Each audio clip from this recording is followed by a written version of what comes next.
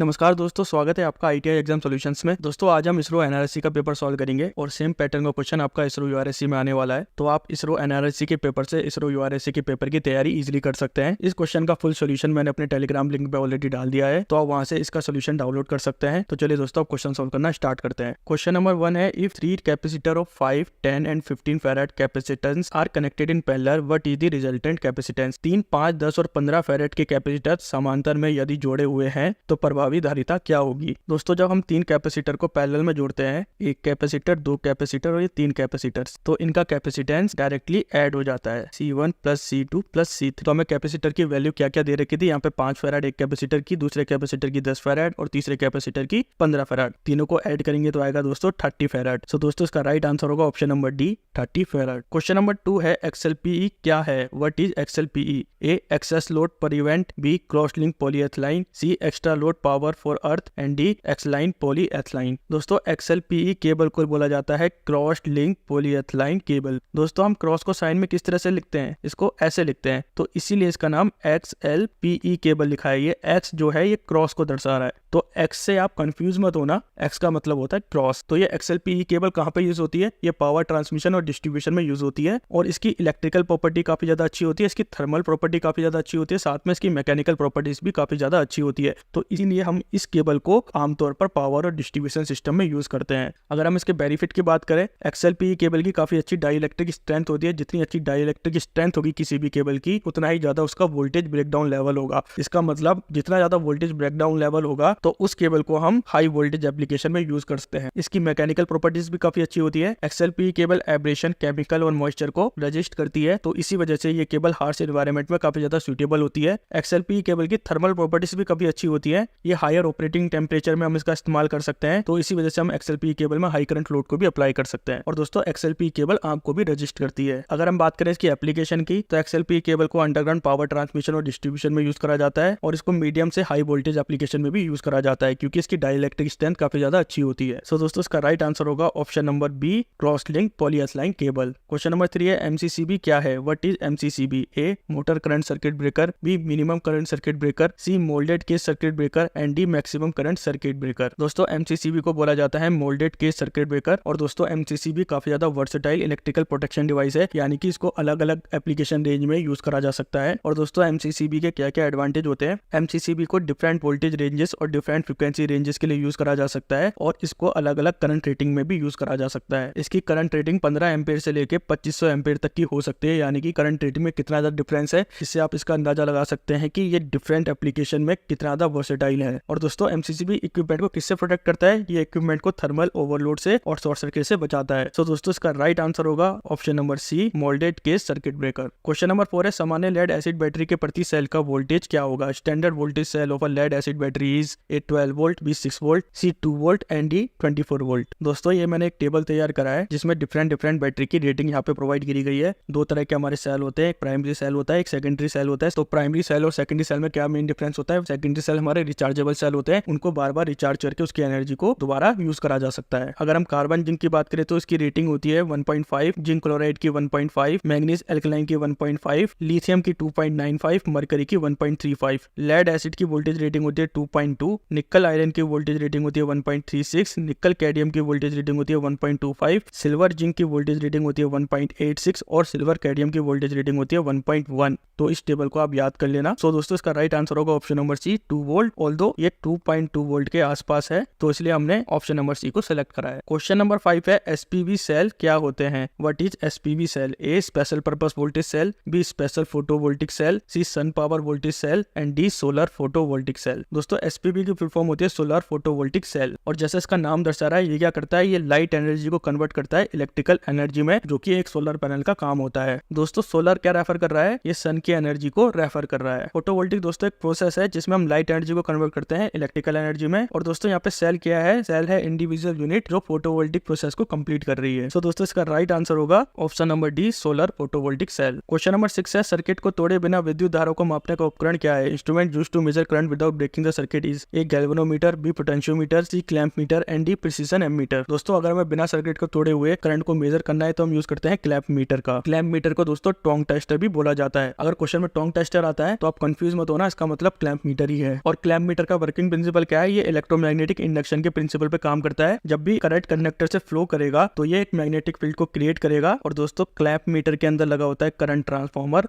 जो इस magnetic field के फ्लक्चुएशन को सेंस करता है। ये करंट की रेटिंग को कम कर देता है ताकि हम करंट को इजिली मेजर कर सकें। सो दोस्तों इसका राइट आंसर होगा option number C, clamp meter. Question number 7 है, इंडक्टिव परिपथ का पावर फैक्टर में सुधार करने के लिए कौन से संगठन का उपयोग किया जाता है? Which component is used to improve the power factor of an inductive load? A resistor, B inductor, C capacitor and D capacitor and inductor. तो दोस्तों अगर हमें पावर फैक्टर को इंप्रूव करना है तो हम कैपेसिटर का इस्तेमाल करते हैं या फिर हम सिंक्रोनस मोटर का भी यहाँ पे इस्तेमाल कर सकते हैं। अगर हम कैपेसिटर का इस्तेमाल कर रहे हैं तो क्वेश्चन में ये भी आ सकता है कि ये कैपेसिटर सीरीज में लगा हुआ है या पैरेलल में लगा हुआ है। तो अगर हमें पावर फैक्टर को इंप्रूव करना है तो हम कैपेसिटर को पैरेलल में लगाते हैं। और अगर हम सिंक्रोनस मोटर का यूज कर रहे हैं तो सिंक्रोनस मोटर को हम बेसिकली नो लोड की कंडीशन में रन करते हैं। दोस्तों इंडक्टिव लोड एक तरीके का लैगिंग लोड है जो रियल पावर को कंज्यूम करता है और रिएक्टिव पावर को रिटर्न करता है सोर्स की तरफ। तो इसी वजह से जब रिएक्टिव पावर जनरेट होती है तो ये एक फेज डिफरेंस क्रिएट करती है बिटवीन वोल्टेज एंड करंट, जिसकी वजह से इसका पावर फैक्टर लो हो जाता है। बेसिकली क्या होता है दोस्तों, इंडक्टिव सर्किट में अगर आप इस डायग्राम को देखेंगे तो करंट लैग करता है वोल्टेज से एंगल पर इंडक्टिव लोड के केस में। और हमने क्या करा है, हमने एक कैपेसिटर को यहाँ पे पैरेलल में ऐड करा है इंडक्टिव लोड के। तो जब हमने कैपेसिटर को पैरेलल में ऐड करा तो वोल्टेज और करंट के बीच के एंगल में कुछ डिफरेंस आ गया, यानी कि वोल्टेज और करंट के बीच का एंगल थोड़ा और कम हो गया, की वजह से इसका पावर फैक्टर इंप्रूव हो गया। फॉर एग्जांपल, जो पहले वोल्टेज और करंट के बीच का फेस एंगल था वो 60 डिग्री था। जब हमने कैपेसिटर को ऐड कर दिया तो इसका फेस एंगल अब 30 डिग्री हो गया। कैपेसिटर की मदद से हमने फेस एंगल को और कम कर दिया, जिसकी वजह से इसका पावर फैक्टर इंप्रूव हो गया। अगर दोस्तों हम इसको थ्योरी में समझाएं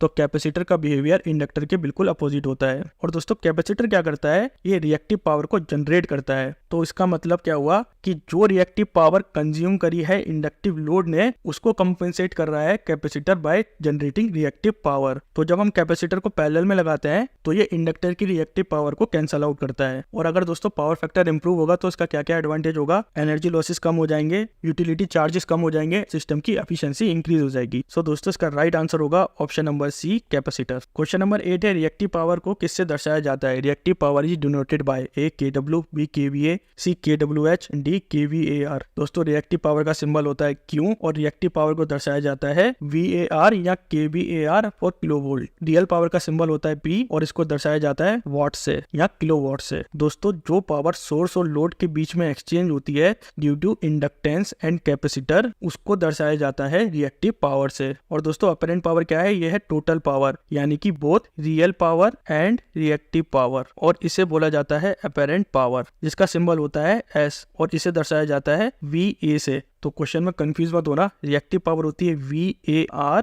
R का मतलब आप समझ लेना रिएक्टिव, और अपरेंट पावर होती है केवल VA। आप इस पावर ट्रायंगल से भी इसे समझ सकते हैं। सो दोस्तों इसका राइट आंसर होगा option number D, kVAR। Question number 9 है, विद्युत शॉक को रोकने के लिए सर्किट में किसका उपयोग किया जाता है? What is used in a circuit to prevent electric shock? A MCB, B MCCB, C earth tester and D RCC। दोस्तों अगर हमें इलेक्ट्रिक शॉक से बचना है तो हम यूज करते हैं RCCB का। इसकी फुल फॉर्म होती है residual current circuit breaker. MCB यानी कि मिनिएचर सर्किट ब्रेकर, इसका काम क्या है, ये इक्विपमेंट को प्रोटेक्ट करता है from overload and short circuit condition. Earth tester से हम क्या करते हैं, हम अर्थिंग की क्वालिटी को मेजर करते हैं। MCCB क्या है, ये एक तरीके का सर्किट ब्रेकर है जो ओवरलोड और शॉर्ट सर्किट से इक्विपमेंट को प्रोटेक्ट करता है। अब बात आती है रेसिडुअल करंट सर्किट ब्रेकर की। तो रेसिडुअल करंट सर्किट ब्रेकर क्या करता है, ये कंपेयर करता है करंट के फ्लो को between live wire and neutral conductor. Normal condition में क्या होता है, जितना करंट लाइव वायर से फ्लो कर रहा है उतना ही सेम करंट न्यूट्रल वायर से फ्लो करेगा, यानी कि दोनों के करंट में कोई भी डिफरेंस नहीं होगा। और दोस्तों फॉल्ट की कंडीशन में क्या होता है, लाइव वायर और न्यूट्रल वायर के करंट के बीच में डिफरेंस क्रिएट हो जाता है। हम एक करंट की वैल्यू को सेट कर देते हैं जिसे हम बोलते हैं थ्रेशोल्ड वैल्यू। जब करंट थ्रेशोल्ड वैल्यू से ऊपर चला जाता है तो RCCB का सर्किट ऑटोमेटिकली ट्रिप हो जाता है, जिससे हम इलेक्ट्रिक शॉक से बच सकते हैं। दोस्तों RCCB सर्किट को हम रेसिडेंशियल एरिया और इंडस्ट्रियल एरिया दोनों में लगा सकते हैं। रेसिडेंशियल एरिया में हमें 30 मिली एम्पेयर RCCB सर्किट की जरूरत होती है, वही इंडस्ट्रियल एरिया में हमें 100 मिली एम्पेयर RCCB सर्किट की जरूरत होती है। तो दोस्तों इसका राइट आंसर होगा option number D, RCCB circuit breaker. Question number 10 है, विद्युत ऊर्जा की एक यूनिट किसके बराबर होती है? 1 unit of electrical energy is equal to A 1 kVA, B 1 R kVA, C 1 kilowatt and D 1 kilowatt hour. दोस्तों एक यूनिट इलेक्ट्रिकल एनर्जी बराबर होती है 1 किलोवाट आर के। दोस्तों अगर हम किसी भी एक इक्विपमेंट को 1 किलोवाट एनर्जी प्रोवाइड करते हैं 1 घंटे के लिए तो वो 1 यूनिट एनर्जी कंज्यूम करेगा। सो दोस्तों इसका राइट आंसर होगा option number D, 1 kilowatt are. Question number 11 है, 56 किलो ओम के लिए रंग कोड क्या होगा? The colour code of 56 kilo ohm is A yellow violet orange, B brown black red, C green blue orange and D orange blue green. तो दोस्तों अगर हमें कलर कोड दिया हो तो रेजिस्टेंस के वैल्यू को कैसे निकाला जाता है? इसका फॉर्मूला होता है R equals to A B multiply में C प्लस माइनस। यहाँ पे A और B क्या दर्शा रहा है? A और B कलर का रेजिस्टेंस दर्शा रहा है। C क्या इंडिकेट करता है? ये मल्टीप्लाइज को इंडिकेट करता है, यानी कि ये पावर को इंडिकेट करता है, जैसे कि 10 की पावर 1, 10 की पावर 2, 10 की पावर 3। और D क्या इंडिकेट करता है? ये टॉलरेंस लेवल को इंडिकेट करता है। अब हम क्वेश्चन में चलते हैं। क्वेश्चन में दिया हुआ है 56 किलो ओम। तो पहली दो टर्म क्या है? रेजिस्टेंस है। तो पहली टर्म है 5 किसका कलर है? ग्रीन का कलर है, तो हम यहाँ पे लिख लेंगे ग्रीन। देन 6 किसका कलर है? ब्लू का कलर है, देन ब्लू। उसके बाद आता है मल्टीप्लायर, तो यहाँ पे किलो ओम लिखा हुआ है। तो किलो ओम का मतलब होता है दोस्तों 10 की पावर 3। तो 10 की पावर 3 किसका है? ऑरेंज का कलर है, यहाँ लिख देंगे ऑरेंज। देन आता है टॉलरेंस लेवल। हमें यहाँ पे टॉलरेंस लेवल नहीं दिया हुआ है, तो इसका राइट आंसर होगा ग्रीन, ब्लू और ऑरेंज। तो दोस्तों ऑप्शन नंबर सी इसका राइट ऑप्शन होगा। क्वेश्चन नंबर 12 है सिलिकॉन डायोड के अर्ध दिशा के वोल्टेज ड्रॉप लगभग कितना होता है? The forward voltage drop of a silicon diode is A 0.7 volt, B 0.3 volt, C -5 volt and D 1 volt. दोस्तों जब सिलिकॉन डायोड फॉरवर्ड बाइस होता है तो उस कंडीशन में पॉजिटिव वोल्टेज को हम एनोड पे अप्लाई करते हैं और नेगेटिव वोल्टेज को हम कैथोड पे अप्लाई करते हैं। और सेमीकंडक्टर डिवाइस में थोड़ा सा इंटरनल रेजिस्टेंस होता है, तो उस रेजिस्टेंस को ओवरकम करने के लिए हम फॉरवर्ड बाइस का इस्तेमाल करते हैं। और हर एक डायोड की अपनी एक वोल्टेज रेंज होती है, जिसके बाद वो ऑटोमेटिकली कंडक्ट करना स्टार्ट कर देता है। फॉर सिलिकॉन वो वोल्टेज रेंज है 0.7 वोल्ट और जर्मेनियम की जो वोल्टेज रेंज होती है वो 0.3 वोल्ट होती है। तो दोस्तों इसका राइट आंसर होगा option number A 0.7। Question number 13 है एक आरसी परिपथ में यदि कैपेसिटर 1 माइक्रोफैराड और रजिस्टर 1 किलो ओम है तो समय स्थिरांक क्या होगा? In an RC circuit if capacitor is 1 microfarad and resistor is 1 kilo ohm, what is the value of time constant? A 1 nanosecond, B 1 microsecond, C 1 millisecond and D 1 picosecond. दोस्तों RC circuit के time constant का formula होता है tau equals to R multiply में C. दोस्तों यहाँ पे resistance कितना दिया हुआ है? यहाँ पे रेजिस्टेंस 1 किलो ओम दिया हुआ है, इसको हम कन्वर्ट करेंगे ओम में तो ये हो जाएगा 1 इंटू 10 की पावर 3 ओम। और कैपेसिटेंस कितना दिया हुआ है? 1 माइक्रोफैराड दिया हुआ है, इसको हम कन्वर्ट करेंगे फैराड में तो ये हो जाएगा 1 इंटू 10 की पावर -6। अब कुछ नहीं करना है, हमें मल्टीप्लाई करना है, तो टाउ हो जाएगा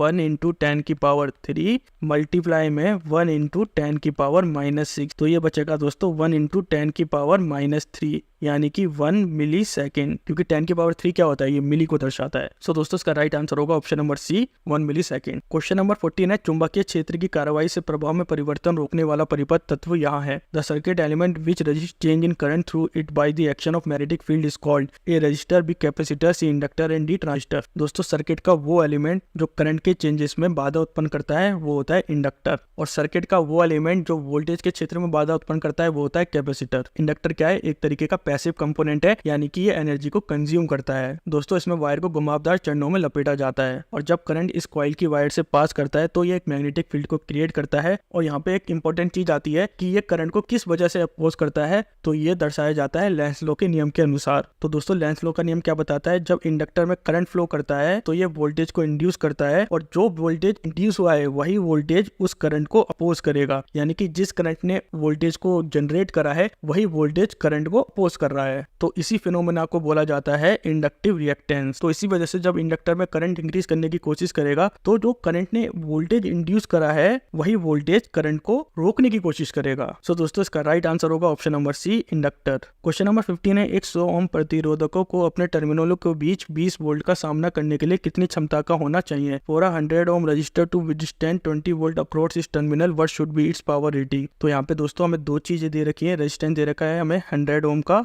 और वोल्टेज कितना दे रखा है 20 वोल्ट का। मैंने यहाँ पे एक्सप्लेनेशन में रेजिस्टेंस गलती से 1000 ओम ले लिया था। तो दोस्तों पावर के दो तीन फॉर्मूले होते हैं, एक होता है P equals to V into I, दूसरा होता है P equals to V square upon R और एक और होता है P equals to I square R। तो अगर हम क्वेश्चन में ध्यान से देखेंगे तो हमें वोल्टेज और रेजिस्टेंस दे रखा है तो हम यूज करेंगे P equals to V square upon में R वाला फॉर्मूला। तो वोल्टेज कितना है यहाँ पे 20 है तो V स्क्वायर हो जाएगा 20 इंटू 20 और रेजिस्टेंस कितना है हमारा 100। तो इस जीरो से ये जीरो कटा, इस जीरो से ये जीरो कटा घंटा तो पावर बचेगी 4 वॉट। सो दोस्तों इसका राइट आंसर होगा option number D 4 what. Question number 16 है बीजीटी में सबसे छोटा क्षेत्र किसका होता है? The smallest region in a BJT is A base, B collector, C emitter and D source. दोस्तों बीजीटी यानी कि बाइपोलर जंक्शन ट्रांजिस्टर, और इसमें जो सब छोटा रीजन होता है वो होता है बेस। बेस की जो थिकनेस होती है वो अराउंड 10 माइक्रोमीटर की होती है, और जो सबसे बड़ा रीजन होता है वो होता है कलेक्टर का रीजन। आगे चल के डिस्कस करते हैं इसको। दोस्तों बीजीटी में होते हैं 3 जंक्शन, एक होता है एमीटर जंक्शन, एक होता है बेस जंक्शन और तीसरा होता है कलेक्टर जंक्शन। बेस जंक्शन हमारा सबसे पतला जंक्शन होता है। तो इसका एडवांटेज क्या मिलता है हमें? जब एमीटर से चार्ज कैरियर ट्रांसफर होते हैं टूवर्ड्स कलेक्टर रीजन, क्योंकि बेस रीजन काफी ज्यादा पतला है तो चार्ज कैरियर को मिलता है मिनिमम रेजिस्टेंस, तो मोस्ट ऑफ द जो चार्ज कैरियर है वो कलेक्टर रीजन में इजिली पहुंच जाते हैं। जो सबसे ज्यादा हेवीली डोप रीजन होता है या जिसमें सबसे ज्यादा अशुद्धि पाई जाती है वो होता है एमीटर रीजन, क्योंकि दोस्तों एमीटर रीजन का मेन काम क्या है? ये चार्ज कैरियर की सप्लाई करता है टूवर्ड्स द कलेक्टर रीजन। और कलेक्टर क्या करता है? जैसे कि इसका नाम दर्शा रहा है, ये मेजॉरिटी कैरियर को कलेक्ट करता है। वो मेजॉरिटी कैरियर होल भी हो सकते हैं, वो मेजॉरिटी कैरियर इलेक्ट्रॉन्स भी हो सकते हैं, क्योंकि दोस्तों कलेक्टर को काफी ज्यादा पावर को डेसिपेट करना पड़ता है, इसीलिए इसका रीजन सबसे ज्यादा बड़ा बनाया जाता है। तो अगर हम बीजीटी में विड्थ की बात करें तो कलेक्टर की विड्थ सबसे ज्यादा बड़ी होती है, उसके बाद एमीटर की और सबसे कम बेस की होती है। और अगर हम डोपिंग लेवल की बात करें तो सबसे ज्यादा डोपिंग एमीटर में होती है, देन कलेक्टर में होती है और देन बेस में होती है। सो दोस्तों इसका राइट आंसर होगा ऑप्शन नंबर ए बेस। क्वेश्चन नंबर 17 है 55 का स्क्वायर माइनस 45 का स्क्वायर का मान क्या है? What is the value of 55 square minus 45 square? दोस्तों सपोज करते हैं हम 55 को लिख लेते हैं ए और 45 को लिख लेते हैं बी, तो ये फॉर्मूला बनेगा दोस्तों ए स्क्वायर माइनस बी स्क्वायर का, जिसका फॉर्मूला होता है ए प्लस बी ए माइनस बी। तो यहाँ पे ए क्या है? 55 प्लस 45 और 55 माइनस 45, तो 55 प्लस 45 कितना हुआ? 100 हुआ, और 55 माइनस 45 कितना हुआ? 10 हुआ, तो मल्टीप्लाई करेंगे तो आएगा 1000। सो दोस्तों इसका राइट आंसर होगा option number D 1000। Question number 18 है किसी डीसी मशीन में दक्षता अधिकतम तब होती है जब in a DC machine the efficiency is maximum when A constant losses is less than variable losses, B constant losses is equal to variable losses, C constant losses is greater than variable losses and D इसमें से कोई भी नहीं। दोस्तों DC machine में efficiency तभी सबसे ज्यादा मैक्सिमम होगी जब वेरिएबल लॉसेस बराबर हो जाते हैं कांस्टेंट लॉसेस के। दोस्तों डीसी मशीन में 2 तरह के लॉसेस पाए जाते हैं, एक होते हैं कांस्टेंट लॉसेस और एक होते हैं वेरिएबल लॉसेस। कांस्टेंट लॉसेस भी कई प्रकार के होते हैं, जैसे फ्रिक्शन लॉसेस हो गया, विंडेज लॉसेस हो गया, हिस्टैरिसीस लॉसेस हो गया और एडी करंट लॉसेस हो गया। दोस्तों कांस्टेंट लॉसेस की एक खासियत होती है कि अगर हम लोड को चेंज भी करें तो कांस्टेंट लॉसेस में कोई भी प्रभाव नहीं पड़ता है। वहीं वेरिएबल लॉसेस की बात करें तो वेरिएबल लॉसेस होते हैं कॉपर लॉसेस, और ये लोड के साथ बदलते रहते हैं। तो अगर हमें दोस्तों एफिशिएंसी को बढ़ाना है तो हमें क्या करना पड़ेगा? हमें लॉसेस को मिनिमाइज करना पड़ेगा। अब दोस्तों क्योंकि कांस्टेंट लॉसेस तो होने ही वाले हैं, चाहे हम लोड अप्लाई करें या ना करें, उसको बराबर कर दें हम वेरिएबल लॉसेस के, तो आपको सबसे ज्यादा मैक्सिमम एफिशिएंसी मिलेगी, क्योंकि दोस्तों वेरिएबल लॉसेस लोड के साथ बढ़ते ही रहेंगे। तो अगर हमने वेरिएबल लॉसेस को कंट्रोल में कर दिया तो आपकी मोटर की एफिशिएंसी काफी ज्यादा बढ़ जाती है। तो वेरिएबल लॉसेस मिनिमम कब होंगे? वेरिएबल लॉसेस मिनिमम जब होंगे जब वो कांस्टेंट लॉसेस के बराबर हो जाए। सो दोस्तों इसका राइट आंसर होगा option number B constant losses equal to variable losses. Question number 19 है एक एसी श्रृंखला अनुनाद सर्किट में अनुनादी आवृत्ति पर क्या होता है? In an AC series resonance circuit at resonance frequency A inductive reactance is greater than capacitive reactance, B inductive reactance is equal to capacitive reactance, C inductive reactance is less than capacitive reactance and D none of the above. दोस्तों resonance की condition में क्या होता है? Inductive reactance बराबर हो जाता है कैपेसिटिव रिएक्टेंस के, यानी कि एक्सएल बराबर हो जाता है एक्सी के। तो टोटल जो नेट रिएक्टेंस होता है वो हो जाता है 0, और जब नेट रिएक्टेंस 0 हो जाएगा यानी कि overall impedance of a circuit बिल्कुल खत्म हो जाएगा। तो उस कंडीशन में मैक्सिमम करंट फ्लो करेगा सर्किट में से, क्योंकि तब केवल रेजिस्टिव पाथ अवेलेबल रहेगा, यानी कि उस समय एक सर्किट डीसी सर्किट की तरह काम करता है। तो दोस्तों क्वेश्चन में कभी कभी ये भी पूछा जाता है कि रेजोनेंस कंडीशन में फ्रीक्वेंसी क्या होती है? तो इंडक्टिव रिएक्टेंस में फ्रीक्वेंसी क्या होती है? वो होती है 2πfl, और कैपेसिटिव रिएक्टेंस में फ्रीक्वेंसी क्या होती है? 1/2πfc। तो रेजोनेंस की कंडीशन में क्या होता है? एक्सी बराबर हो जाता है एक्सएल, यानी कि 2πfl के बराबर हो जाएगा 1/2πfc। तो अगर इसको ऊपर लेके गए तो कितना हो जाएगा? 2πfc मल्टीप्लाई में 2πfl, तो ये हो जाएगा दोस्तों 4π स्क्वायर f स्क्वायर LC। तो f कितना हो जाएगा? 1/2π अंडर रूट में LC। तो इस फॉर्मूले को भी आप याद कर लेना। सो दोस्तों इसका राइट आंसर होगा option number C inductive reactance equals to capacitive reactance. Question number 20 है किसी केबल के इंसुलेशन की रिलेटिव परमिटिविटी 4 है, अगर इंसुलेशन की रिलेटिव परमिटिविटी को बदलकर 2 कर दिया जाए तो केबल की कैपेसिटेंस पर क्या असर पड़ेगा? A certain cable has an insulation of relative permittivity of 4 if the insulation is placed by another insulation of relative permittivity to the capacitance of the cable will become A half, B double, C 4 time and D 1/4। दोस्तों capacitance का formula होता है epsilon not R epsilon not A upon में D। यहाँ पे epsilon not क्या है, relative permittivity है, A क्या है यहाँ पे एरिया है और D क्या है, डिस्टेंस बिटवीन द प्लेट। यानी कि अगर आप फॉर्मूले में ध्यान से देखेंगे तो कैपेसिटेंस किसके डायरेक्टली प्रोपोर्शनल है या किसके समानुपाती है, वो रिलेटिव परमिटिविटी के समानुपाती है। तो अगर रिलेटिव परमिटिविटी आधी हो जाएगी तो केबल का कैपेसिटेंस भी यहाँ पे आधा हो जाएगा, और अगर रिलेटिव परमिटिविटी यहाँ पे डबल हो जाती तो केबल का कैपेसिटेंस भी यहाँ पे डबल हो जाता। सो दोस्तों इसका राइट आंसर होगा ऑप्शन नंबर ए हाफ। क्वेश्चन नंबर 21 है, प्रवाहकत्व इकाई के लिए प्रतीक क्या है? Symbol of unit of conductance is. दोस्तों कंडक्टेंस रेजिस्टेंस का रेसिप्रोकल होता है और इसकी इकाई होती है मो। रेजिस्टेंस की इकाई क्या होती है, वो ओम होती है, जिसको हम ऐसे लिखते हैं, और कंडक्टेंस की इकाई इसके अपोजिट मो होती है। ओम का उल्टा होता है मो, और हम इसको अपोजिट लिखते हैं रेजिस्टेंस के। दोस्तों कंडक्टेंस की एक यूनिट होती है, वो होती है सीमन। तो दोस्तों इसका राइट आंसर होगा option number A. Question number 22 है, धारिता की इकाई क्या होती है? What is the unit of capacitance? A ohm, B farad, C henry and D ampere. दोस्तों कैपेसिटेंस की इकाई होती है फैराड, और फैराड का नाम किस साइंटिस्ट के नाम पे पड़ा है? उस साइंटिस्ट का नाम है माइकल फैराडे। और दोस्तों कैपेसिटेंस दर्शाता है ability of a capacitor to store electric charge, यानी कि एक कैपेसिटर की इलेक्ट्रिक चार्ज करने की क्षमता को कैपेसिटेंस कहा जाता है। सो दोस्तों इसका राइट आंसर होगा option number B farad. Question number 23 है, वितरण ट्रांसफार्मर के माध्यम में घुमाव किस विन्यास में है? Secondary winding of a distribution transformer is connected as A delta, B star, C star delta and D none. दोस्तों डिस्ट्रीब्यूशन ट्रांसफार्मर में हमें एक दो चीजों का इंपॉर्टेंट ध्यान रखना होता है। डिस्ट्रीब्यूशन ट्रांसफार्मर का हम इस्तेमाल वहां करते हैं जहां पे हमें वोल्टेज को स्टेप डाउन करना होता है। तो सबसे पहला पॉइंट तो ये आ जाता है कि डिस्ट्रीब्यूशन ट्रांसफार्मर कहां पर यूज होता है, जहां पे हमें वोल्टेज को कम करना होता है। और दोस्तों डिस्ट्रीब्यूशन ट्रांसफार्मर में हम प्राइमरी वाइंडिंग को कनेक्ट करते हैं डेल्टा कॉन्फ़िगरेशन में, और सेकेंडरी वाइंडिंग को कनेक्ट करते हैं हम स्टार कॉन्फ़िगरेशन में। स्टार कॉन्फ़िगरेशन का हमें क्या फायदा मिलता है? एक हमें स्टार कॉन्फ़िगरेशन में न्यूट्रल पॉइंट मिल जाता है, जो कि सेफ्टी पर्पस के लिए काफी ज्यादा इंपॉर्टेंट है। और स्टार कनेक्शन से हमें ड्यूल वोल्टेज मिलता है दोस्तों। एक तो होता है लाइन टू लाइन वोल्टेज और एक होता है लाइन टू फेज वोल्टेज, जिसे हम फेज वोल्टेज भी बोलते हैं। लाइन टू लाइन वोल्टेज में क्या होता है, हम 3 फेज की लाइन में 2 फेज की लाइन के वोल्टेज को यूज कर लेते हैं for larger load, specially in industrial area. दोस्तों फेज वोल्टेज में क्या होता है, एक हमारी मेन फेज लाइन होती है और दूसरी हमारी न्यूट्रल लाइन होती है, जो कि अधिकतर हाउस होल्ड एप्लीकेशन के लिए यूज करी जाती है। सो दोस्तों इसका राइट आंसर होगा option number B star configuration. Question number 24 है, कंडक्टर का गुण क्या है? Property of conductor is A offer near zero resistance, B offer medium resistance, C offer high resistance and D completely block current. दोस्तों conductor opposite होता है resistance का। Resistance क्या करता है, करंट के प्रवाह में बाधा उत्पन्न करता है। वहीं कंडक्टर क्या करता है, ये करंट के प्रवाह को रोकता नहीं है, यानी कि ये क्या करता है, ये करंट के प्रवाह को इजिली फ्लो होने में मदद करता है। और दोस्तों ऐसा इसलिए होता है कि कंडक्टर की कुछ यूनिक प्रॉपर्टीज होती है। एक कंडक्टर में काफी ज्यादा फ्री इलेक्ट्रॉन होते हैं, और दोस्तों जितने ज्यादा फ्री इलेक्ट्रॉन होंगे उतना ही ज्यादा करंट एक कंडक्टर कैरी कर सकता है, क्योंकि दोस्तों करंट कैरी करने के लिए फ्री इलेक्ट्रॉन का होना बहुत ज्यादा इंपॉर्टेंट होता है। और कंडक्टर का रेजिस्टेंस काफी ज्यादा लो होता है। अगर रेजिस्टेंस लो होगा तो करंट के फ्लो में बाधा उत्पन्न नहीं होगी। तो दोस्तों इसका राइट आंसर होगा ऑप्शन नंबर ए offer near zero resistance. Question number 25 है, प्रतिरोध के लिए सूत्र क्या है? Formula of resistance is. दोस्तों रेजिस्टेंस का फॉर्मूला रेजिस्टिविटी के परिप्रेक्ष में क्या होता है, वो होता है R इक्वल्स टू रो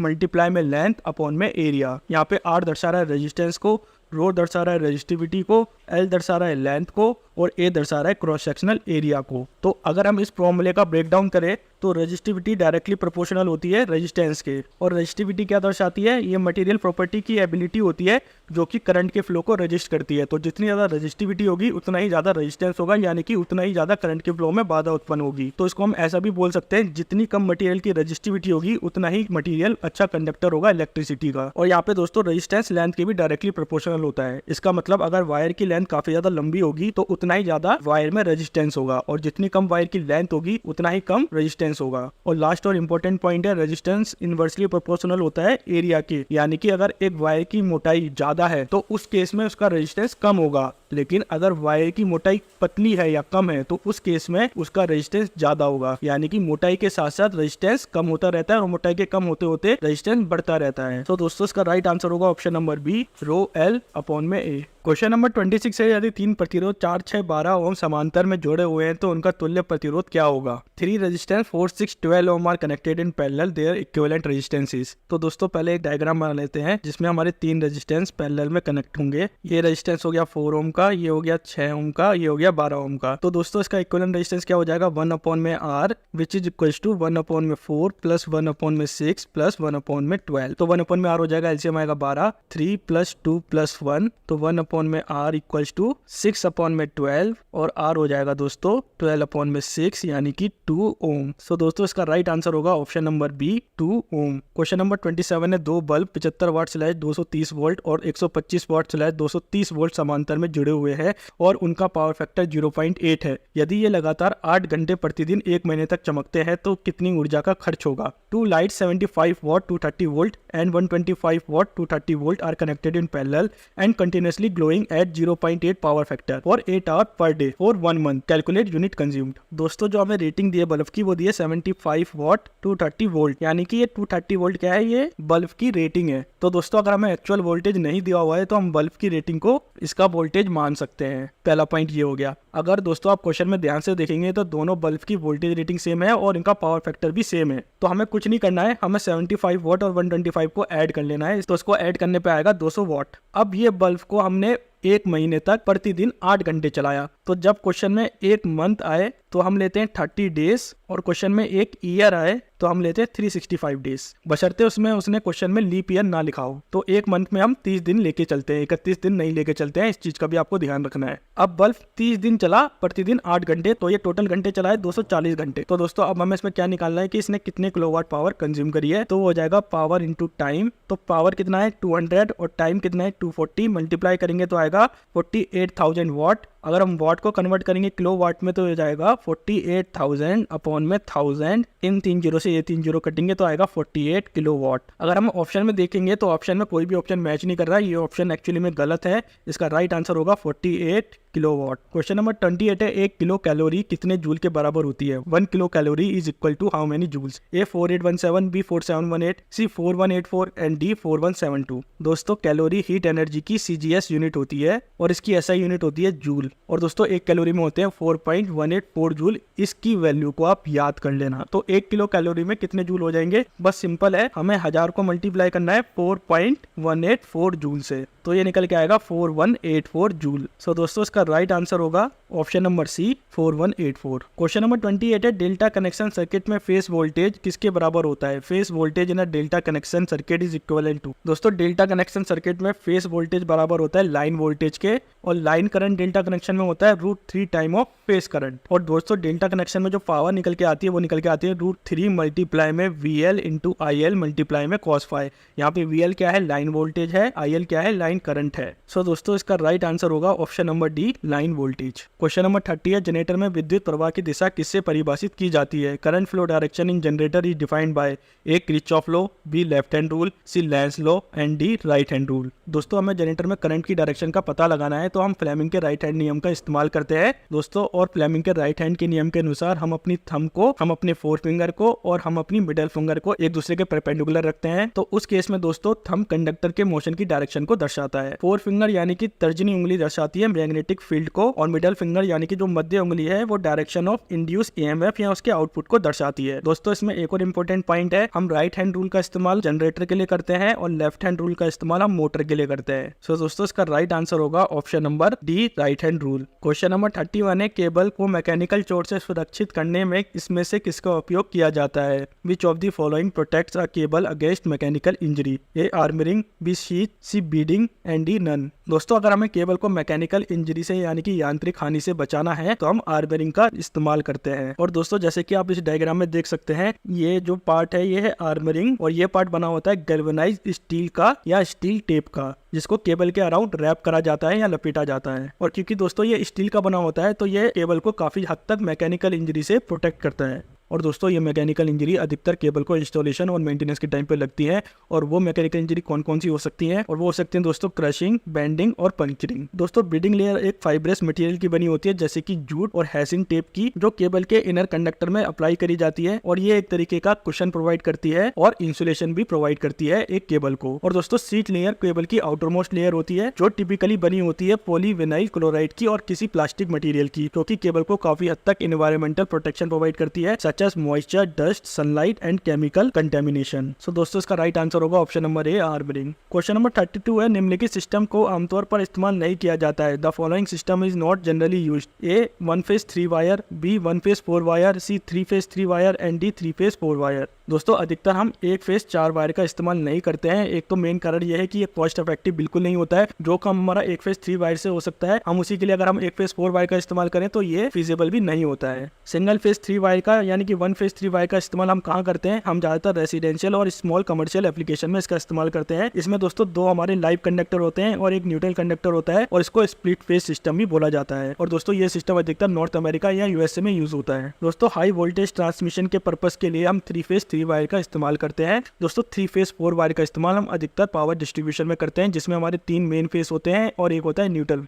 इसमें हमें 2 वोल्टेज मिल जाते हैं, एक लाइन टू लाइन वोल्टेज जो अधिकतर 415-420 वोल्ट का होता है और एक होता है फेज वोल्टेज जो अमूमन 230 वोल्ट का रहता है। तो दोस्तों इसका राइट आंसर होगा option number B, 1 phase 4 wire. Question number 33 है, ट्रांसमिशन लाइन के इंसुलेटर किससे बने होते हैं? Transmission line insulator are made up of A ebonite, B porcelain, C iron and D PVC. दोस्तों ट्रांसमिशन लाइन के इंसुलेटर के ऊपर मैंने एक डेडिकेटेड वीडियो ऑलरेडी बना दी है, तो आप इसको एक बार चेकआउट जरूर कर लेना। और ट्रांसमिशन लाइन के इंसुलेटर बने होते हैं प्रोक्लेन से। प्रोक्लेन का इस्तेमाल हम इसलिए करते हैं क्योंकि इसकी इलेक्ट्रिकल रेजिस्टेंस काफी ज्यादा हाई होता है। ये काफी अच्छा इंसुलेटर होता है, इसका मतलब इसमें काफी हाई रेजिस्टेंस मौजूद होता है। क्योंकि दोस्तों प्रोक्लेन में हाई रेजिस्टेंस मौजूद है तो इसमें लीकेज करंट बहुत कम होगा। प्रोक्लेन का जो मटेरियल कंस्ट्रक्शन होता है उसमें हम 20% सिलिका का इस्तेमाल करते हैं, 30% फेल्डस्पेर का इस्तेमाल करते हैं और क्ले का इस्तेमाल इसमें 50% होता है। और प्रोक्लेन की डाइलेक्ट्रिक प्रॉपर्टी भी काफी अच्छी होती है। इसकी डाइलेक्ट्रिक स्ट्रेंथ होती है 4 से 10 kV पर mm, यानी कि हर mm के तार पे यानी कि 1 mm पे ये 4 से 10 kV का रेजिस्टेंस प्रोवाइड करता है या वोल्टेज ब्रेकडाउन प्रोवाइड करता है। और दोस्तों प्रोक्लेन की मैकेनिकल स्ट्रेंथ भी काफी अच्छी होती है, यानी कि इसकी यांत्रिक शक्ति भी काफी अच्छी होती है। ये काफी हद तक इन्वायरमेंटल और मैकेनिकल स्ट्रेस को आराम से झेल लेता है।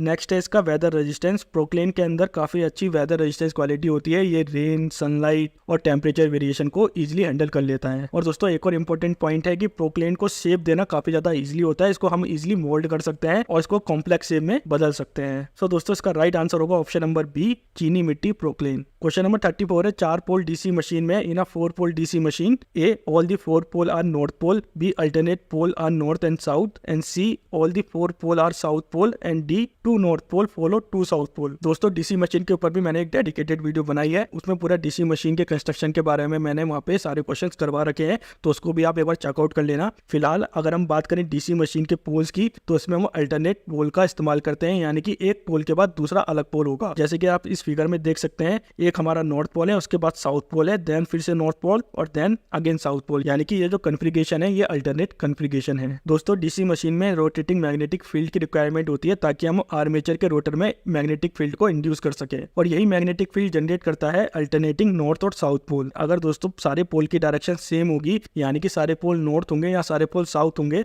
तो कोई भी मैग्नेटिक फील्ड में वेरिएशन नहीं आएगा और इसी वजह से कोई भी ईएमएफ जनरेट नहीं होगा। इसलिए हमें अल्टरनेट पोल्स को लगाना पड़ता है ताकि रोटेटिंग मैग्नेटिक फील्ड जनरेट हो सके। सो दोस्तों इसका राइट आंसर होगा option number B, alternate poles are north and south. Question number 35 है, डीसी जनरेटर में आर्मेचर से बाहरी परिपथ का विद्युत प्रवाह किसके माध्यम से दिया जाता है? In DC generator current to the external circuit from armature is given through A commutator, B solid connection, C slip ring and D none. दोस्तों डीसी जनरेटर में आर्मेचर से बाहरी सर्किट को दिए जाने वाले करंट को कम्यूटेटर कहते हैं। और दोस्तों कम्यूटेटर एक रोटेटिंग मैकेनिकल डिवाइस है जो काफी सारे सेगमेंट का बना होता है और एक तरीके का कंडक्टिंग मटेरियल होता है। आर्मेचर वाइंडिंग कम्यूटेटर सेगमेंट के साथ कनेक्टेड होती है और दोस्तों कम्यूटेटर सेगमेंट के साथ एक और सॉफ्ट कंडक्टिंग मटेरियल ब्रश का इस्तेमाल करा जाता है जो कार्बन से बने होते हैं। जब दोस्तों डीसी मशीन का आर्मेचर रोटेट करता है तो कम्यूटेटर सेगमेंट और ब्रश मिलकर करंट की डायरेक्शन को हर हाफ साइकिल में रिवर्स कर देते हैं, तो जिसकी वजह से हमें डीसी मोटर में पल्सेटिंग डीसी मिलती है। इसीलिए दोस्तों कम्यूटेटर को मैकेनिकल रेक्टिफायर भी बोला जाता है। स्लिप रिंग का इस्तेमाल दोस्तों अधिकतर हम एसी जनरेटर या अल्टरनेटर में करते हैं। सो दोस्तों इसका राइट आंसर होगा ऑप्शन नंबर ए, कम्यूटेटर। क्वेश्चन नंबर 36 है, कम्यूटेटर ब्रश आमतौर पर किस पदार्थ के बने होते हैं? The material for commutator brush is generally made up of A cast iron, B carbon, C mica and D copper.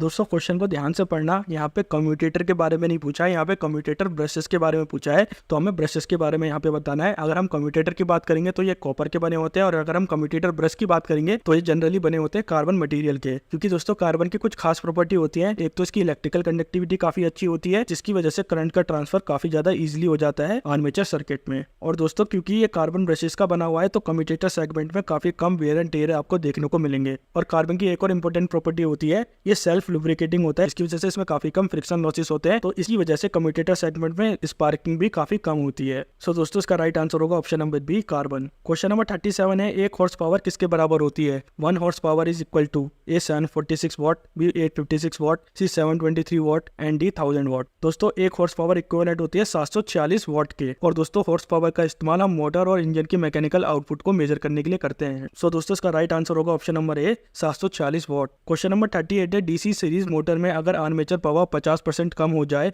तो मोटर का टॉर्क कितना होगा? In a DC series motor if armature current is reduced by 50% the torque of the motor will A 100%, B 10%, C 75% and D 25%। दोस्तों DC series motor में torque is proportional to square of armature current. तो अगर armature current 50% reduce हो जाए अपनी initial value से, तो suppose armature current की इनिशियल वैल्यू I1 थी और आर्मेचर करंट की अब जो वैल्यू हो गई है वो I2 हो गई है, तो I2 कितना हो जाएगा? 50% कम हुआ है तो 0.50% ऑफ I1 हो जाएगा। तो टॉर्क और आर्मेचर का अब हम रेशियो निकाल सकते हैं, वो कितना निकलेगा? T2/T1 इक्वल्स टू I2/I1 का स्क्वायर, क्योंकि दोस्तों टॉर्क डायरेक्टली प्रोपोर्शनल होता है स्क्वायर ऑफ आर्मेचर करंट के। तो ये हो जाएगा T2/T1। I2 का मान क्या निकाला था हमने? 0.50 ऑफ I1 का होल स्क्वायर। तो T2/T1 कितना हो जाएगा दोस्तों? I1 से I1 कट जाएगा, 0.5 का होल स्क्वायर यानी कि 0.25। तो अगर हम इसको परसेंटेज में निकालेंगे तो ये हो जाएगा 0.25 मल्टीप्लाई में 100, तो टॉर्क हो जाएगा 25%। यानी कि अगर हम आर्मेचर करंट को 50% रिड्यूस करते हैं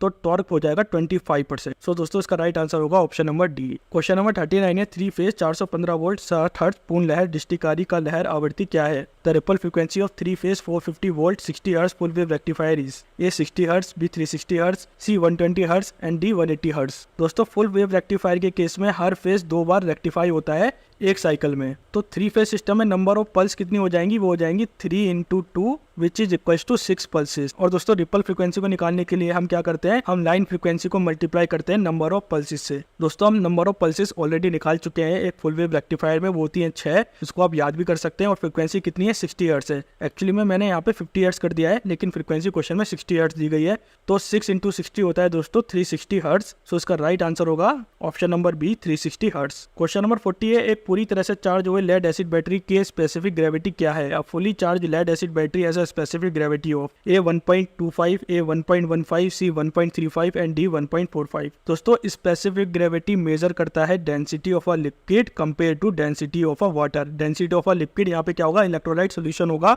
जो कि हो सकता है H2SO4 लेड एसिड बैटरी के केस में। और दोस्तों लेड एसिड बैटरी में स्पेसिफिक ग्रेविटी सल्फ्यूरिक एसिड के इलेक्ट्रोलाइट की मात्रा को दर्शाता है। दोस्तों जब lead acid battery fully charge होगी तो उस केस में सल्फ्यूरिक एसिड की मात्रा सबसे ज्यादा होगी, और जब lead acid battery fully discharge होगी तो उस केस में सल्फ्यूरिक एसिड की मात्रा सबसे कम होगी। और दोस्तों लेड एसिड बैटरी में फुली चार्ज के केस में स्पेसिफिक ग्रेविटी होती है 1.25 से लेकर 1.28 तक। ये एक टेबल बनाया हुआ है। 1.13 दर्शाता है डिस्चार्ज कंडीशन को, 1.19 दर्शाता है 25% चार्ज कंडीशन को, 1.22 दर्शाता है 50% चार्ज कंडीशन को, और 1.28 दर्शाता है 100% चार्ज कंडीशन को। सो दोस्तों इसका राइट आंसर होगा option number A, 1.25। Question number 41 है, what is the slip in a 6 pole 50 hertz induction motor rotating at 950 RPM? एक 6 ध्रुव वाला 50 हर्ट्ज इंडक्शन मोटर यदि 950 आरपीएम पे घूमता है तो उसका स्लिप कितना होगा? दोस्तों स्लिप का फॉर्मूला क्या होता है? वो होता है synchronous speed minus rotor speed upon में सिंक्रोनस स्पीड। यहाँ पे क्वेश्चन में हमें रोटर स्पीड ऑलरेडी गिवन है, वो है 950 आरपीएम। अब हम सिंक्रोनस स्पीड निकाल सकते हैं क्योंकि हमें पोल गिवन है 6 और फ्रीक्वेंसी ऑलरेडी गिवन है हमें 50 हर्ट्ज। तो सिंक्रोनस स्पीड कैसे निकलेगी? ns इक्वल्स टू 120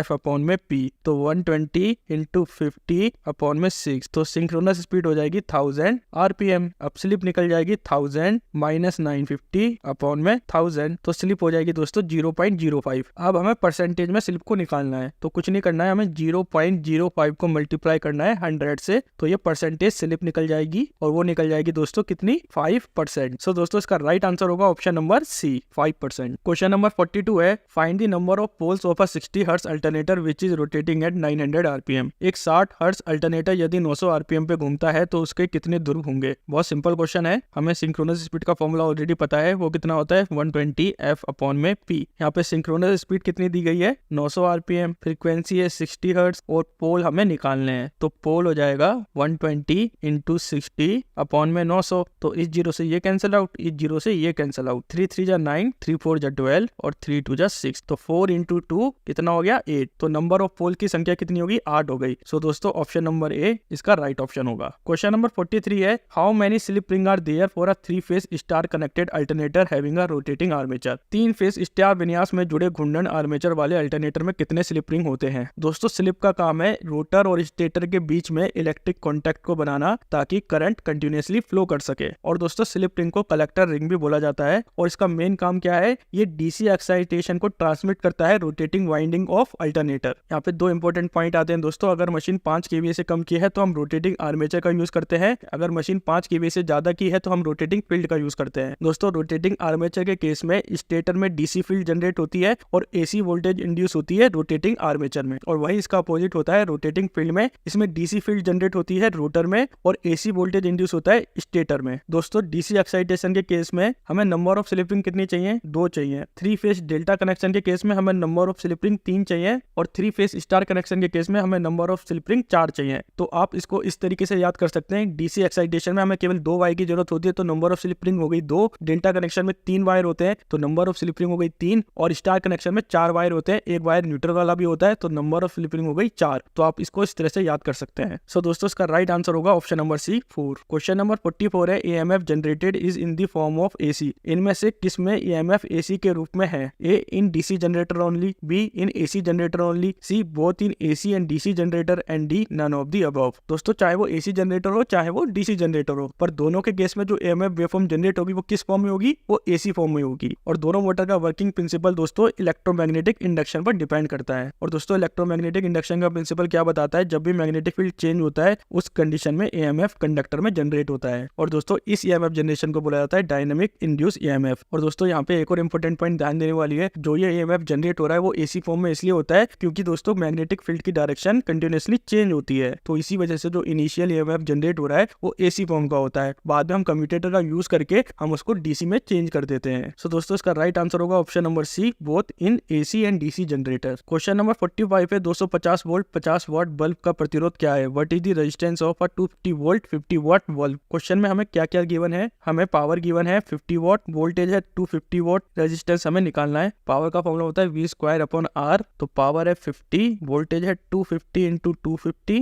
R हमें निकालना है। तो इस जीरो से ये जीरो कटा, 5 5 जा 25, तो 250 इंटू 5 होता है 1250, तो R हो जाएगा 1250 ओम। सो दोस्तों इसका राइट आंसर होगा option number A 1250 ohm. Question number 46 है, यदि पावर फैक्टर 0 है तो परिपथ के बारे में क्या कहा जा सकता है? If the power factor is 0 what can be said about the circuit? A purely resistive, B partially resistive partially inductive, C partially resistive partially capacitive, D purely reactive. दोस्तों पावर फैक्टर हमें ये बताता है कि हम कितनी एफिशिएंटली पावर को consume कर रहे हैं। दोस्तों पावर फैक्टर की रेंज होती है 0 से लेके 1 तक। 1 का मतलब है कि हम पूरी पावर को कंज्यूम कर रहे हैं और 0 का मतलब है हम कोई भी रियल पावर को कंज्यूम नहीं कर रहे हैं। अब पावर फैक्टर 1 किस केस में होता है? जब सर्किट प्योरली रेजिस्टिव हो, तो उस केस में वोल्टेज और करंट के बीच में कोई भी फेज डिफरेंस नहीं होता है, यानी कि वोल्टेज और करंट के बीच का फेज डिफरेंस होता है 0। और दोस्तों पावर फैक्टर का फॉर्मूला क्या होता है? V मल्टीप्लाई में I मल्टीप्लाई में cos phi। अब दोस्तों क्योंकि फेज डिफरेंस 0 है तो हम इसको क्या लिख सकते हैं? V into I into cos 0। cos 0 का मान क्या होता है? 1 होता है, तो पावर हो जाएगी V मल्टीप्लाई में I।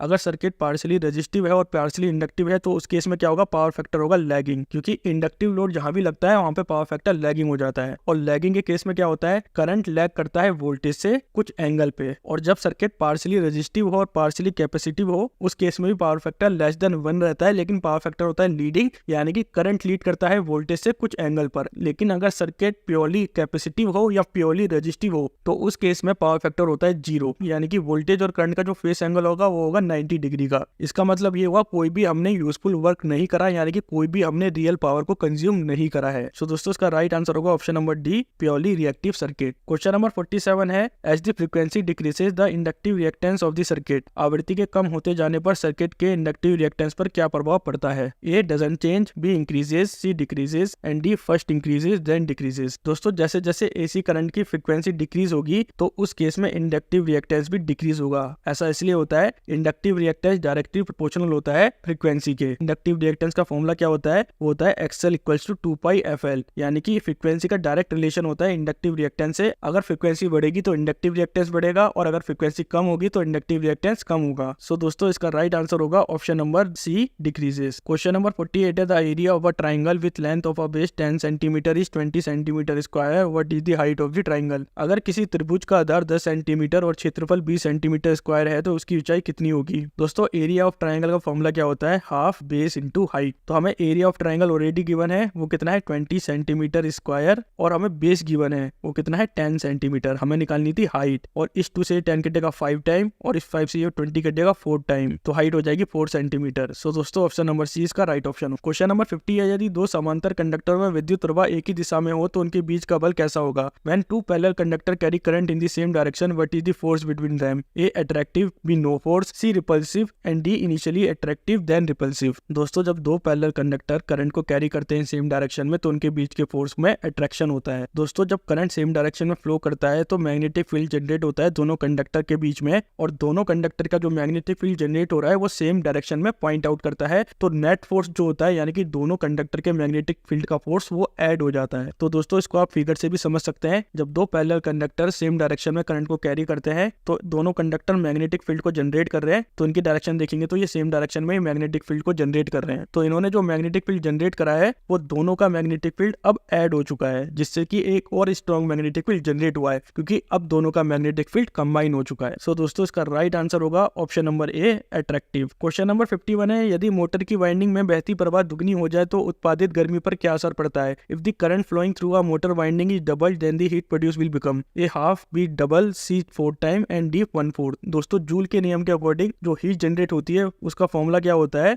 H equals to I square R T, यानी कि हीट डायरेक्टली प्रोपोर्शनल होती है करंट के स्क्वायर टाइम। अगर दोस्तों हम हीट को डबल कर दें तो करंट 4 गुना बढ़ जाएगा। दोस्तों इस क्वेश्चन में हम रेजिस्टेंस की मात्रा को कांस्टेंट रखते हैं, क्योंकि सारा फोकस किस पे है, करंट पे है। तो रेजिस्टेंस को हमने R माना है, तो इनिशियल कंडीशन में हीट जनरेशन क्या होगा, H equals to I square R T. अब हमने करंट की वैल्यू को दुगना कर दिया है, तो अब हीट जनरेशन क्या होगा, ये हो गया H1, ये हो गया H2, तो ये हो जाएगा दोस्तों 2 का स्क्वायर R मल्टीप्लाई में T। यहाँ पे टाइम और रेजिस्टेंस कांस्टेंट है, तो H2 हो जाएगा दोस्तों 4 इंटू R इंटू T। अब दोनों को कंपेयर कर लेते हैं, H1 अपॉन में H2 equals to I square R T upon में 4 स्क्वायर आर टी। तो इस आर टी से ये टी कट गया, आई स्क्वायर से आई स्क्वायर कट गया, तो H2 कितना हो जाएगा 4H1, यानी कि हीट जनरेशन कितना हो जाएगा, 4 गुना हो जाएगा। सो दोस्तों इसका राइट आंसर होगा option number C, 4 times. Question number 52 है, यदि किसी प्रतिरोधक में वोल्टेज 10 मिलीवोल्ट और विद्युत प्रवाह 100 माइक्रो एम्पियर है तो उसका मूल्य क्या होगा। If the voltage across a resistor is 10 millivolt and current through it is 100 micro ampere, what is the value of the resistance. दोस्तों रेजिस्टेंस का फॉर्मूला होता है V अपॉन में I। यहाँ पे वोल्टेज हमें मिलीवोल्ट में दे रखा है और करंट हमें माइक्रो एम्पियर में दे रखा है, बस हमें क्या करना है, इनको एम्पियर और वोल्टेज में कन्वर्ट करना है। तो वोल्टेज कितना है 10 मिलीवोल्ट है, तो इसको हम वोल्ट में कन्वर्ट करेंगे तो कितना हो जाएगा 10 इंटू 10 की पावर -3 वोल्ट, और करंट कितना दे रखा है 100 माइक्रो एम्पियर, तो ये हो जाएगा 100 इंटू 10 की पावर -6 एम्पियर। अब कुछ नहीं करना है, फॉर्मूले में इसकी वैल्यू को पुट करना है, तो ये हो जाएगा 10 इंटू 10 की पावर -3 और 100 इंटू 10 की पावर -6। तो इस जीरो से तो ये जीरो कट जाएगा, और एक जीरो से ये कटेगा -5 हो जाएगा ये। अब क्योंकि ये पॉजिटिव है ये नेगेटिव था, तो हमने इसमें 10 की पावर में एक माइनस कर दिया, तो क्या बचेगा ऊपर 10 की पावर -3। अब हम 10 की पावर -5 को ऊपर लेके गए, तो ये हो जाएगा मल्टीप्लाई में 10 की पावर 5 प्लस हो जाएगा, तो कितना बचेगा 10 की पावर -3 प्लस 5, तो ये होगा 10 की पावर 2, तो ये हो जाएगा 100 ओम। सो दोस्तों इसका राइट आंसर होगा ऑप्शन नंबर बी, 100 ओम। क्वेश्चन नंबर 53 है, 10 नैनो फैराड के कैपेसिटर को 1 मेगाहर्ट्ज आवृत्ति पर कैपेसिटिव रिएक्टेंस क्या है। और capacitance of 10 nano farad, what is the capacitive reactance at frequency of 1 megahertz. दोस्तों कैपेसिटिव रिएक्टेंस का फॉर्मूला क्या होता है, XC इक्वल्स टू 1 अपॉन में 2 पाई FC। यहाँ पे कैपेसिटर की वैल्यू क्या है 10 नैनो फैराड, तो इसको फैराड में कन्वर्ट करेंगे तो हो जाएगा 10 इंटू 10 की पावर -9 फैराड। फ्रीक्वेंसी कितनी गिवन है हमें 1 मेगाहर्ट्ज, इसको हर्ट्ज में कन्वर्ट करेंगे तो हो जाएगा 1 इंटू 10 की पावर 6 हर्ट्ज। अब हम सारी वैल्यू को इक्वेशन में पुट कर देंगे तो हो जाएगा 1 अपॉन में 2 इंटू पाई मल्टीप्लाई में 10 इंटू 10 की पावर -9 मल्टीप्लाई में 1 इंटू 10 की पावर -6। तो XC कितना हो जाएगा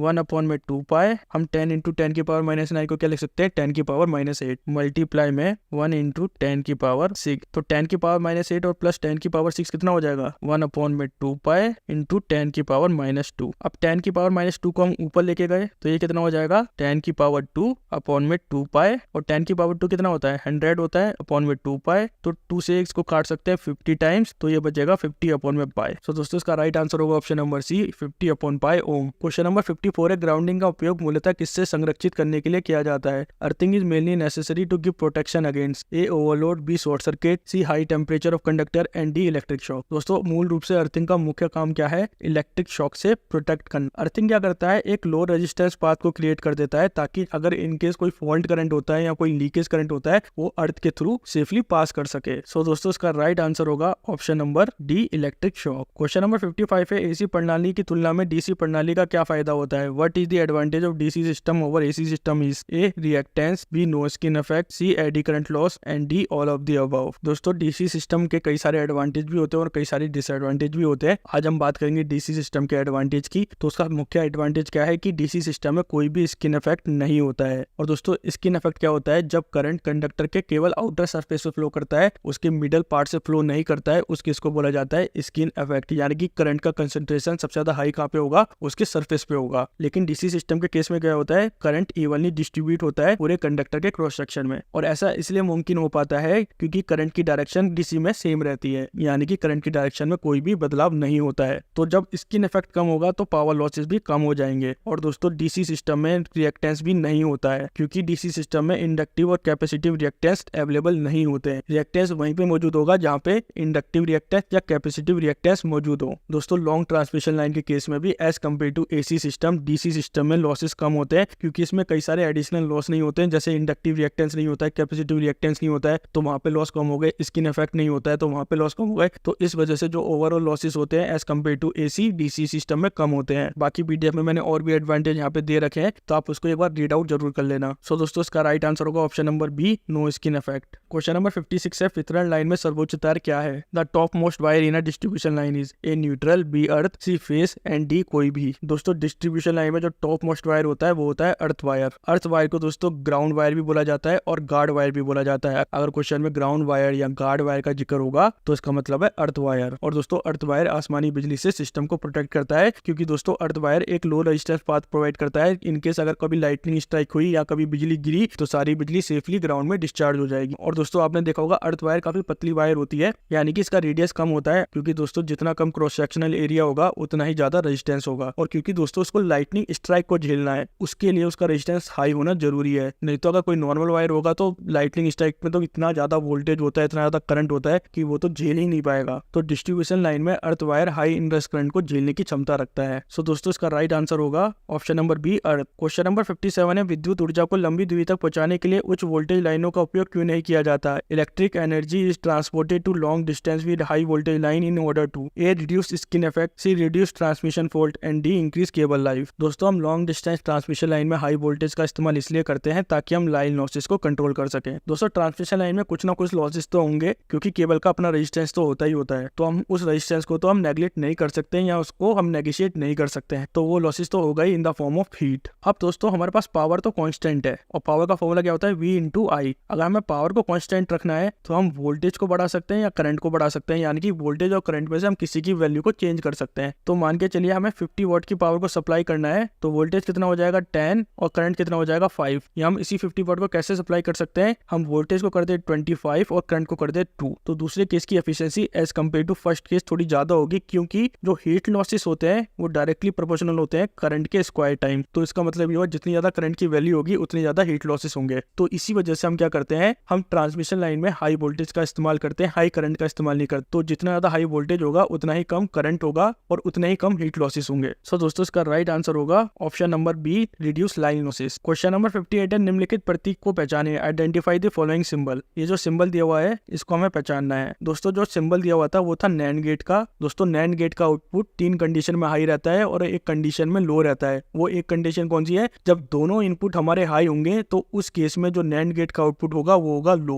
और बाकी सारे केस में जब दोनों इनपुट लो है तो उस केस में भी इसका इनपुट हाई है। जब एक इनपुट लो है और एक इनपुट हाई है तो उस केस में भी इसका इनपुट हाई है। सो दोस्तों इसका राइट आंसर होगा option number D NAND gate. Question number 59 है, निम्नलिखित में से कौन सा अग्निशमन बिजली की आग को बुझाने के लिए इस्तेमाल नहीं किया जाता है? Which of the following fire extinguisher should not be used for extinguish electrical fire? A. dry chemical powder, B. foam type, C. water mist and D. CO2। दोस्तों क्वेश्चन थोड़ा गलत है कायदे से। क्वेश्चन में ये होना चाहिए था कि इसमें से कौन सा एक्सटिंग्विशर इलेक्ट्रिक फायर को बुझा सकता है, क्योंकि केवल एक एक्सटिंग्विशर है प्रॉपर जो इलेक्ट्रिक फायर में यूज करा जाता है, वो है CO2। हम ड्राई केमिकल पाउडर का भी इस्तेमाल कर सकते हैं, लेकिन ड्राई केमिकल पाउडर में दो कमियां होती हैं। पहली क्या है, इसके अंदर कूलिंग इफेक्ट नहीं होता है ड्राई केमिकल के पास, तो इसका मतलब ये हुआ कि अगर हमने हीट को बुझा भी दिया तो चांसेस है कि हीट दोबारा लग सकती है। और दूसरा क्या है, ये इलेक्ट्रॉनिक्स पार्ट को डैमेज कर सकता है, क्योंकि दोस्तों इसमें पाउडर का यूज कर रहे हैं तो कोई भी सेंसिटिव इक्विपमेंट होगा जहां पे हम पाउडर डाल देंगे तो वो तो डैमेज होना उसका पक्का है, क्योंकि CO2 में होता है दोस्तों कूलिंग इफेक्ट। ये आग को बहुत जल्दी ठंडा करता है और इसमें कोई भी रेसिड्यू नहीं बचता है, यानी कि कोई भी छोटे मोटे पार्टिकल्स इसमें नहीं बचते हैं। तो सबसे